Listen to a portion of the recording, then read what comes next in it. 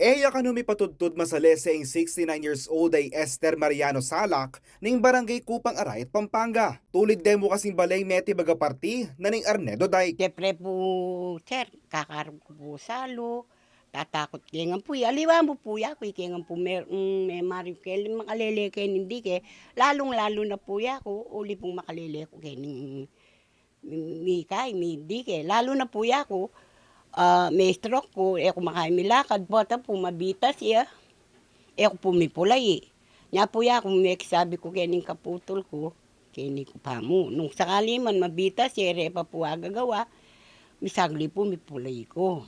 October 2023, anyang matibag yung alos 30 meters sa portion ni Arnedo Dike, uling daragol yung ilog at kakananay yung gabon lalam ning Dike.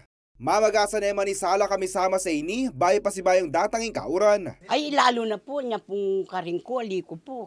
Nya po, tinipa na ako po kini, tatakot ko po, kakarog ko salo. Hanggang po ngeni, ako may papatudtod, mangin mo pong bagya, kakarog ko salo.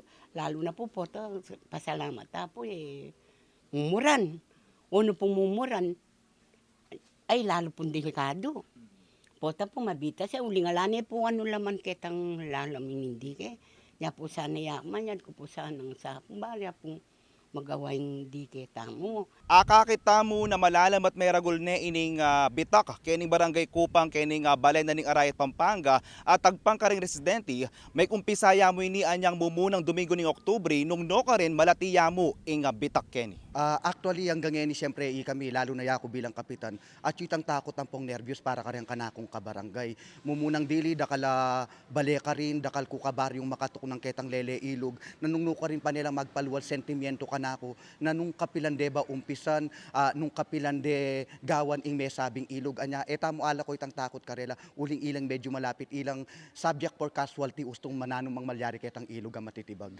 Agpangkang Kupang Barangay Captain Rizal Lumbanga, tuloy-tuloy yung gagawan ng pamagbante karing manok nangan malapit king Dike. Actually, ating keng makadistinong bipats ka rin ang magbante and the rin tao sa sabyanan nila na maging proactive la panilang mag-update kaya kami nung nano na bang maliliari ketang leleda karetang tao makalele keng ilog tamo. Ampong herangan mi itaba ng alang daralan pang nanumang sakayan and then according kang mayora maka-ready kaya kaming evacuation center para nung nanuman ing malyari ren kabaryo ko atin lang puntalan.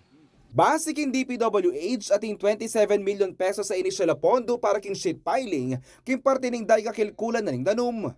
Panayan dala mo naman kanuring aliwa pang gamit bang makapag-upisa lang magobra. Maragul naman kanong saop karing memalen oras magawaing meti bagadaik. Ustong megawahing dalan maragul kaya kapasalamatan uling milako na kay intindihan, milako na kay iisipan lalo na ing dalan na itanan ng karagul abage, lalo na kareng kabaryo, kareng mumunta palengke, kareng mumunta munisipyo nung ating mang traffic ita kasi ing alternative adalan adadalanan mi para mi punta kaming masip kayong pupuntalan mi. Yako po yung kaya kayong talasuyo, JM De Jesus, ating pusong makabalen.